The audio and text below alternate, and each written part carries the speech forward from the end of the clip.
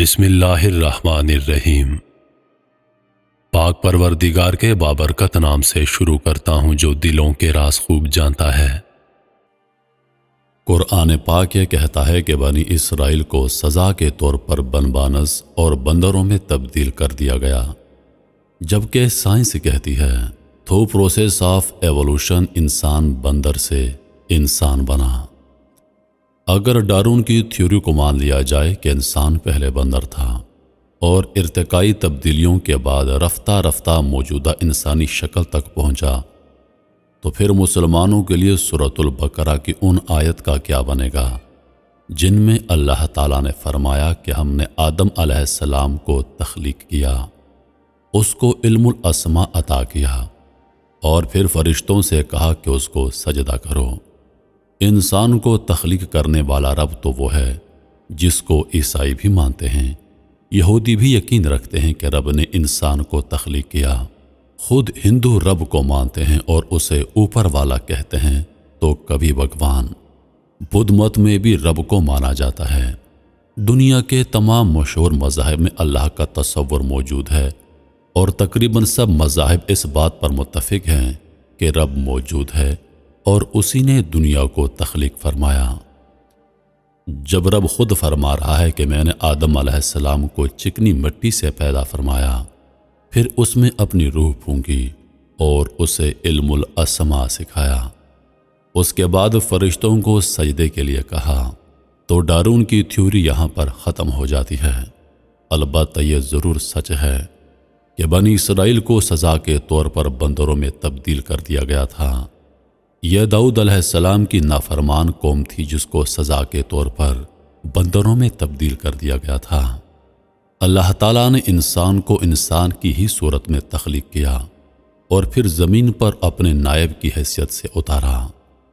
ابتدائی طبی حالات کی وجہ سے انسان کی عمر اور قد کاٹھ زیادہ تھے، لیکن بعد ازاں فطرت میں تبدیلیوں کے باعث انسانی عمر اور قد کاٹھ گھٹتے چلے گئے۔ بس یہی تبدیلی آئی ہے، ورنہ انسان ابتدا ہی سے انسانی شکل میں پیدا ہوا اور آج تک اسی شکل میں قائم ہے۔ اسلام صرف ایک پیغمبر یعنی آپ علیہ السلام پر نازل نہیں ہوا، بلکہ اس کی ابتدا آدم علیہ السلام کے زمانے سے ہو گئی تھی۔ اللہ کی طرف سے بنی نوع انسان تک آنے والا پہلا پیغام اسلام ہی کا پیغام تھا۔ انسانی ارتقاء کا آغاز ہوا اور یہ ارتقائی مدت ہزاروں سال پر محیط ہے۔ اللہ تعالیٰ نے جب جب اپنے پیغامات اور احکامات رسولوں کے ذریعے انسانوں تک پہنچائے تو وہ انسانوں کی ذہنی سطح اور اس کی اس وقت میں عقل و دانش کے مطابق تھے۔ رب کا یہی فرمان ہے اور آپ علیہ السلام کی سنت بھی یہی ہے کہ مخاطب کی ذہنی سطح کے مطابق گفتگو کی جائے۔ اس حکم کے ہوتے ہوئے یہ کیسے ممکن ہے کہ رب کسی بھی زمانے کے لوگوں کے ذہنی معیار کو مد نظر نہ رکھتا؟ لہٰذا اس کا پیغام بالکل اس حکم کے مطابق تھا تاکہ لوگ آسانی سے اس پر عمل پیرا ہو سکیں۔ مختلف زمانوں میں مختلف پیغمبر آتے رہے اور ان پر صحیفے اور کتب نازل ہوتی رہیں۔ حضرت داؤد علیہ السلام، حضرت موسیٰ علیہ السلام، حضرت عیسیٰ علیہ السلام اور آپ صلی اللہ علیہ وآلہ وسلم کتاب لے کر آئے۔ آج سے ہزاروں سال پہلے انسان پہیا اور سٹیل ایجاد کر چکا تھا۔ تمام ایجادات ان دو ایجادات کی مرہون منت ہیں۔ اس کے بعد انسان نے تیزی سے ترقی کی کیونکہ اس کا ذہنی ارتقاء مکمل ہونے کے بعد پالش ہونے کے مراحل میں داخل ہو چکا تھا۔ یہی وہ وقت تھا جب اللہ تعالیٰ نے آپ علیہ السلام کو مبعوث فرمایا اور دین اسلام کی صورت میں اپنا پیغام مکمل فرما دیا۔ دین مکمل ہونے کے بعد نبی کی ضرورت نہ تھی۔ آپ علیہ الصلاۃ والسلام آخری نبی ہیں اور آپ کے بعد کوئی نبی نہیں آئے گا۔ آپ کے بعد یہ کام علماء کا ہے کہ وہ اللہ کی دین کی تبلیغ کرتے رہیں اور اللہ کا پیغام بندوں تک صحیح حالت میں پہنچاتے رہیں۔ بندوں تک اللہ کا حکم پہنچانا اور اس کا پرچار کرنا پہلے رسولوں کے ذمہ تھا، اب علماء کرام کے کندھوں پر ڈال دیا گیا ہے۔ سب سے پہلے اللہ پاک نے آپ علیہ السلام کی روح تخلیق فرمائی، لیکن سب سے پہلے جو پیغمبر دنیا میں بھیجے وہ آدم علیہ السلام ہیں۔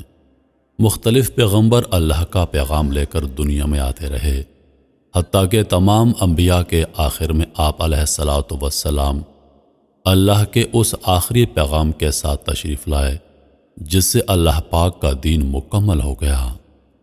اللہ کا حتمی پیغام لانے والے پیغمبر صلی اللہ علیہ وآلہ وسلم سب سے آخر میں تشریف لائے، لیکن امام الانبیاء کہلائے، کیونکہ سب سے زیادہ پیچیدہ اس پیغام کا حصہ اسلام ہی تھا۔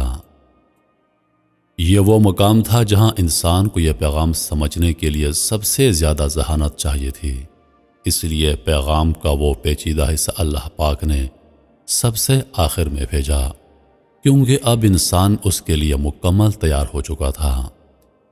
اس سے پہلے جتنے بھی پیغامات آئے وہ اس دور کی نسبت کم ذہین لوگوں کے پاس آئے۔ سب سے زیادہ ذہانت کے حامل افراد تک پیغام پہنچانے کے لیے اسی نسبت سے ذہین اور بڑا آدمی چاہیے تھا۔ اس لیے اللہ تعالیٰ نے امام الانبیاء نبی پاک صلی اللہ علیہ وآلہ وسلم کو سب انبیاء کے آخر میں اپنے پیغام کا سب سے زیادہ کمپلیکیٹڈ حصہ دے کر مبعوث فرمایا۔ اس لیے ہم کہتے ہیں کہ آپ صلی اللہ علیہ وآلہ وسلم سب سے بڑے نبی ہیں اور امام الانبیاء ہیں۔